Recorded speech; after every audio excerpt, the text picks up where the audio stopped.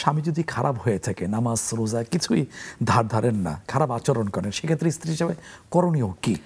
তার প্রথম করণীয় হলো ধৈর্য ধারণ করা, অভিযোগ না করা। তৃতীয় করণীয় হলো তার জন্য দোয়া করা। তৃতীয় করণীয় হলো তিনি কোনো আলেমদের আলোচনা যদি শুনেন তার কাছে সাজেস্ট করা, নিয়ে যাওয়ার চেষ্টা করা, কিংবা তার আলোচনার লিঙ্ক তার সামনে দেওয়া, যেন তিনি তার স্ত্রী এবং পরিবারের প্রতি তার যে কর্তব্য আছে সেই সম্পর্কে সজাগ হন। এই বিষয়ে তাকে আপনি ডাইরেক্ট হিট না করে, নসিহা না করে, অন্যের মাধ্যমে নসিহা শোনানোর চেষ্টা করা, এই কাজগুলো করে যাওয়া।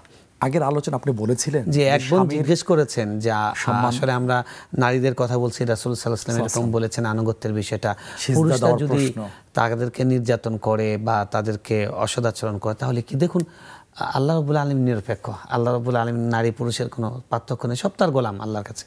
তো আল্লাহ রাব্বুল আলামিন পুরুষদেরকেও দায়িত্ব দিয়েছেন, পুরুষদের পাওনা দিয়েছেন, নারীদেরকেও দায়িত্ব দিয়েছেন, নারীদেরও পাওনা দিয়েছেন। পুরুষদের দায়িত্ব কি? পুরুষদের দায়িত্ব হলো স্ত্রীর জন্য তার সামর্থ্যের মধ্যে ভরণ পোষণের ব্যবস্থা করা, পর্দা করতে পারেন সেই ব্যবস্থা করা, এবং তার সঙ্গে মানবিক আচরণ করা, সম্মানজনক আচরণ করা। এর বাইরে যদি উনি কোনো জুলুম করেন সে ব্যাপারে উনি আল্লাহর কাছে জিজ্ঞাসিত হবেন। কিন্তু আমাদের ভায়োলেন্সটা বেশি হয় কার? সহিষ্ণুতা দেখাতে হবে বেশি মা বোনদের, কারণ তারা ঘরে থাকেন আর পুরুষরা বাহির থেকে ক্লান্ত হয়ে আসে। একজন পুরুষের সঙ্গে একজন পুরুষ তখনই রাগ করেন, তিনি তো আর স্ত্রীকে ভালোবাসেন, তার জীবন দিয়ে ভালোবাসেন, তার সমস্ত পরিশ্রম তিনি স্ত্রীর জন্য করছেন, সন্তানের জন্য করছেন।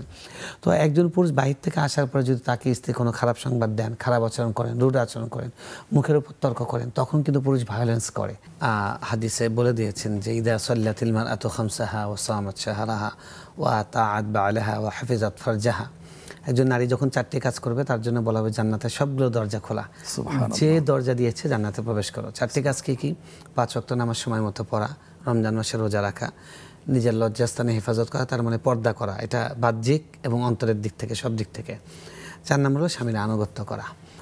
আর ওদিকে পুরুষের দায়িত্ব কি? পুরুষের দায়িত্ব হলো যে আল্লাহর হক আদায় করা।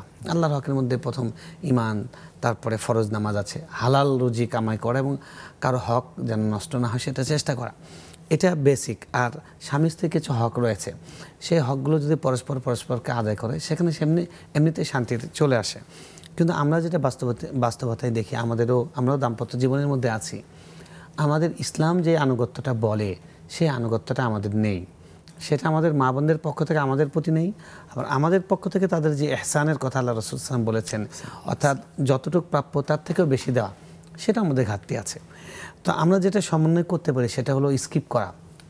দাম্পত্য জীবনের কলহ নিরসনের সবচেয়ে বড় মন্ত্র হলো যে শুনেও না শোনার ভান করা, দেখেও না দেখার ভান করা, একে অপরকে ছাড় দেওয়া। এবং এটা যখনই একদিক থেকে যখন এটা টাইট হয়ে যাবে তখন সেখানে দ্বন্দ্ব অনিবার্য। আপনি বলছিলেন যে আমি তার সবগুলো করি, আপনি বলবেন যে আমি তার সবগুলো করার চেষ্টা করি, আর সবগুলো আসলে কিভাবে করেন? আমরা কি আসলে সবগুলো আদায় করতে পারি? রাসূল সাল্লাল্লাহু আলাইহি ওয়াসাল্লাম বলছেন যে যদি কোনো আল্লাহর পরে আমি কাউকে বলতাম সিজদা করতে, তাহলে নারীদেরকে বলতাম যে স্বামীকে সিজদা করতে। বলেন নাই, এটা আনুগত্য বোঝানো হচ্ছে যে আল্লাহর আনুগত্যের সর্বোচ্চ প্রকাশ হলো সিজদার মাধ্যমে। তো আমরা কি আসলে অতটা করতে পারি? আমরা কি স্বামীর অতটা আনুগত্য আমরা করতে পারি না। আমরা নিজেদের রুচি চাপিয়ে দেই, সমাজের দোহাই দিয়ে অনেক কিছু চাপিয়ে দিই, এই কারণে সংঘাত হয়। আরেকটা বিষয় হলো যে কানাআত, ধৈর্য এবং অল্পে তুষ্টি, যে যা পেয়েছে আলহামদুলিল্লাহ, এই বিষয়টা আমাদের প্রচণ্ড ঘাটতি আছে, যে কারণে আমরা স্বামীর উপরে কিছু জিনিস প্রেশার ক্রিয়েট করি, তখন ওদিক থেকে তখন রিয়্যাক্ট হয়, এই কারণে সংঘাত তৈরি হয়।